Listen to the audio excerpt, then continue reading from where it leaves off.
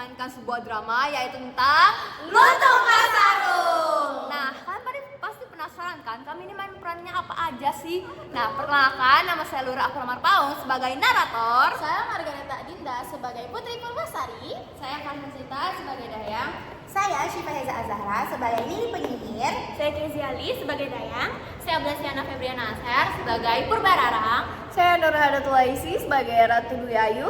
Saya Arsifa Syahira sebagai Indrajaya. Saya Dimas sebagai Lutung Kasarung dan satu lagi Fatih sebagai Perabutan Pagung. Nah, selamat menyaksikan ya. Dadah. Alkisah, ada sebuah kerajaan di Pulau Jawa. Kerajaan itu dipimpin oleh seorang raja yang bernama Prabu Tapa Agung yang didampingi oleh seorang ratu cantik bernama Dwi Ayu. Mereka mempunyai dua orang putri yang bernama Purbararang dan Purbasari yang tak kalah cantik dari dunia.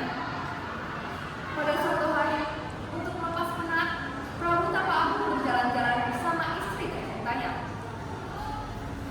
Tenang sekali suasana di sini. Benar, di sini jauh lebih tenang daripada di kerajaan. Keduanya berjalan-jalan di hutan dekat kerajaan tanpa dikawal oleh para pengawal kerajaan. Di tengah jalan, ternyata sesuatu yang buruk terjadi pada Prabu Tapa Agung. Astaga! Tolong! Syukurlah ada seorang nenek yang mendengar. Seorang yang tengah mencapai bahkan datang. Dia menawarkan untuk mengobati Prabu Tapa Agung di rumahnya. Anda terkena daun dari semak dan pakan ini setiap hari agar luka Anda lekas pulih. Terima kasih, Nek. Kami tidak tahu apa yang terjadi jika nenek tidak ada. Ini bawalah tempelkan setiap hari kepada luka raja agar cepat pulih. Terima kasih, Bu.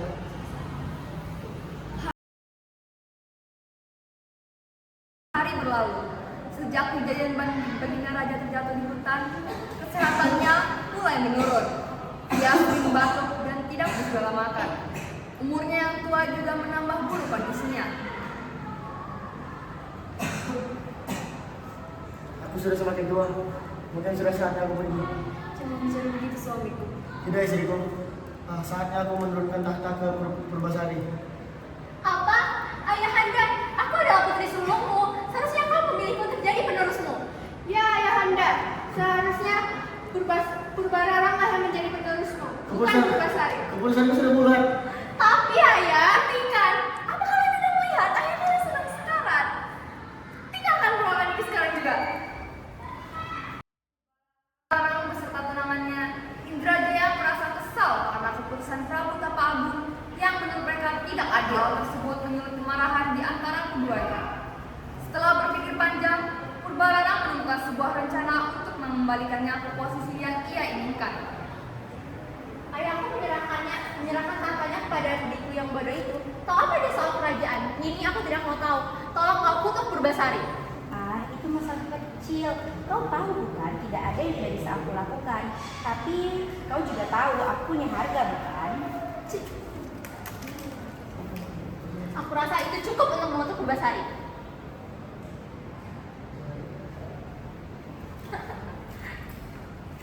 Selang beberapa hari, Nini si penyihir berusaha untuk menyelinap ke dalam kamar Purbasari. Saat ia berhasil, Nini langsung merencanakan rencananya untuk mencelakai Purbasari, yaitu dengan menumpahkan bubuk racun di kasur Purbasari. Keesokan harinya, kerajaan dihebohkan oleh Putri Purbasari yang tak lagi berparas cantik. Kulit tangan, kaki, bahkan wajahnya penuh dengan totol-totol hitam.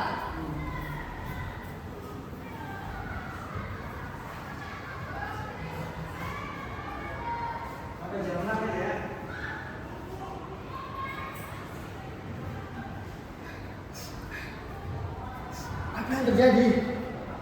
Saya tidak tahu baginda raja, tiba-tiba saja kebutuhan itu menjadi seperti ini. Astaga, bagus sekali. Ayahanda, apakah ayahanda yakin ingin menurunkan tahtamu kepada orang yang terkutuk seperti ini? Ayahanda, aku juga tidak tahu apa yang terjadi pada diriku. Ibunda, apa yang terjadi pada diriku? Ini aku benar, putriku. Bayang, bawa dia ke pengasingan. Baginda, rakyat mengeluh mengenai keputusanmu memilih Purbasari menjadi Astaga Baginda, bagaimana ini? Apa yang terjadi pada dirimu anakku? Bunda, tolong aku tidak tahu apa yang terjadi pada diriku.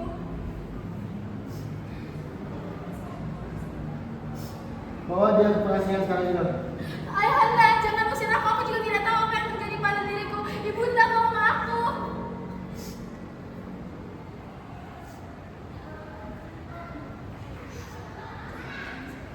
Bawa dia sekarang juga.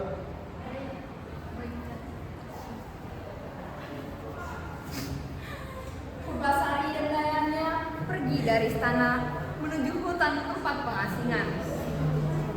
Dayang begitu berat melepaskan Purbasari, namun titah raja harus mengharuskan mengantar Purbasari ke tempat itu. Maafkan saya Tuan Putri. Tidak apa-apa Dayang. Ayahanda mau menerima kami.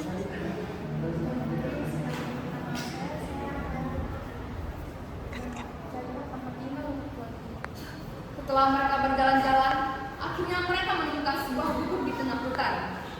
Setelah itu, barulah Dayang melepas Purbasari. Perginya Dayang menandai bahwa Purbasari harus tinggal sendiri dalam pengasingannya. Suatu hari, ketika Purbasari duduk di depan gubuknya, dia melihat seekor lutung yang muncul dari semang-semang.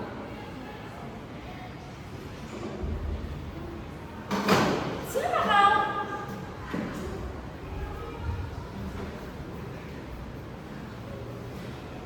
Lutung Kasarung? Sejak saat itu, Purbasari dan Lutung Kasarung berteman. Lutung Kasarung kini tahu kenapa seorang putri kerajaan ada di tengah hutan sendirian. Lutung prihatin akan keadaan Purbasari. Ia menjadi sangat perhatian kepada Purbasari. Ia membawakan Purbasari makanan, air, dan sesekali membawa bunga-bunga yang indah. Pada suatu malam bulan purnama, Lutung Kasarung pergi ke tempat yang sepi lalu bersemedi.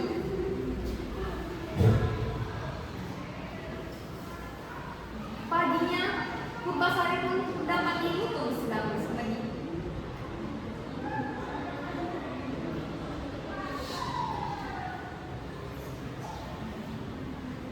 Lutung, apa yang sedang kau lakukan di sini? Ambilan telaga ini. Tidak mungkin. Kau bicara. Dan kenapa kau menyuruhku untuk mandi di telaga ini? Jika kau ingin kembali ke istana, ini adalah satu-satunya. Cepat, temukan dirimu. Walau ragu, akhirnya Purbasari mencuburkan dirinya ke telaga itu. Lalu sesuatu terjadi pada kulit Purbasari. Kulitnya menjadi bersih dan cantik kembali. Tidak mungkin. Kulitku kembali seperti semula. Lutung, terima kasih banyak. Sekarang, mungkin kau bisa kembali ke istana dan kau kembali dengan keluarga. Aku akan mengangkat. Akhirnya, Purbasari dan Lutung Kasarung kembali ke istana. Semua orang terkejut. Ada yang terkejut bahagia dan ada yang terkejut kesal. Hah, Tuan Putri? Putri Purbasari telah kembali. Baginda Raja, Baginda Ratu.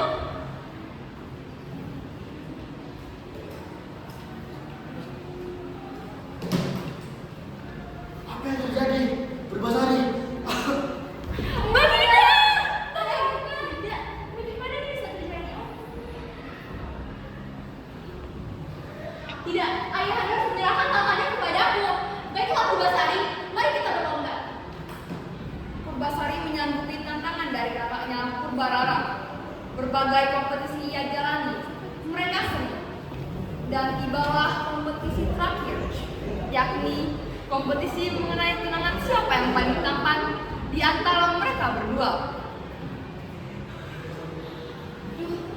Bagaimana ini?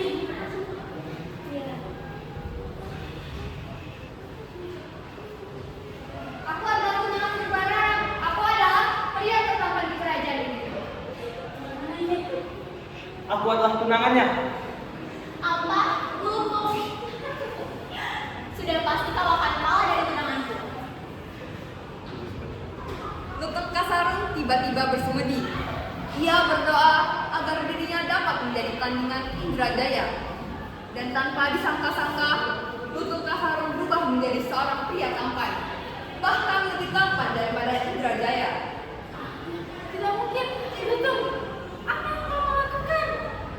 Aku adalah pangeran dari kerajaan tetangga, tapi aku dihukum atas kesalahan kesombongan. Sekarang aku sudah belajar agar tidak kembali dengan kesalahan yang di masa lalu. Tidak mungkin, tidak mungkin. Aku sudah meracuni ayah dari gadis itu. Bagaimana? Apa? Kau meracuni ayahmu dan adikmu?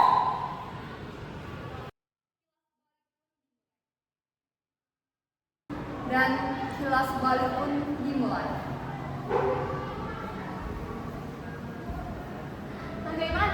Bagaimana caranya?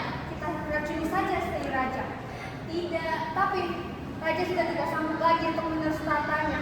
Lagi pula dia sekarang sudah tua. Aku mempunyai ide. Tapi aku ada ide. Ini.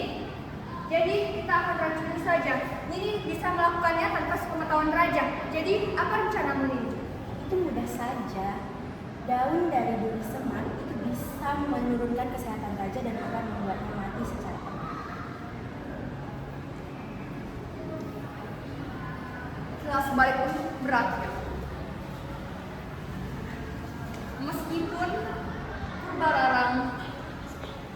Meskipun Purbararang merupakan anak dari raja dan ratu, ia dan Indrajaya menerima hukuman atas apa yang telah mereka perbuat.